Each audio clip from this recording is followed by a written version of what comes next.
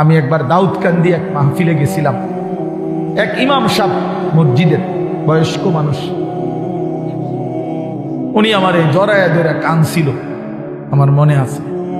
উনি বলছিল, হুজুর, কানতে কানতে বলছিল, হুজুর আমি 28 বছরের জীবনে ইমামতি, আজ 28 বছর এই মসজিদে ইমামতি করি।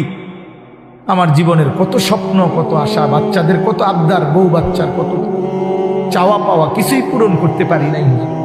অল্প কয়টা টাকা বেতন পাই, টানা হেসরা করে জিন্দিগিটা কাটাইছি হুজুর। বাকি হুজুর আপনারে মহব্বত করি, আপনার কাছে আমি জানতে চাই আমার এই কষ্টের বিনিময়ে আমি আখেরাতে পাবো কিনা। তো আমি কি বলবো, আমিও কাঁদছি তখন। হায় হুজুর, কি বললেন?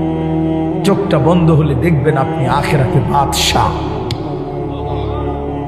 ইনশাআল্লাহ আমি বললাম, আপনি দেখবেন আপনি বাদশাহ, আপনি বাদশাহ। যারা আপনার এই দুনিয়াতে মূল্যায়ন করে নাই সেদিন তার আফসোস করবে, আফসোস করবে। তো এই জন্য বললাম, আল্লাহ তাআলা ওই ইমানদার বান্দাকে বলবে, আমার বান্দা দুঃখে ভরা জীবনটা কাটাই আসছো, ঠিক না? খুব কষ্ট পাইছো আমার বান্দা দুনিয়াটা, কিন্তু আল্লাহর কসম শুনে নবীজি বলছে, ওই ইমানদার বান্দা সে তখন আল্লাহ পাককে বলবে, আয় মাওলা, আল্লাহর কসম মাওলা, জীবনে হায়াতে দুনিয়ার জীবনে দুঃখ কি জিনিস আমি কোনোদিন দেখি নাই। প্রিয় বন্ধু, 10 সেকেন্ডের জান্নাতের আরাম বাতাস তার 70 বছরের দুঃখ ভুলায়।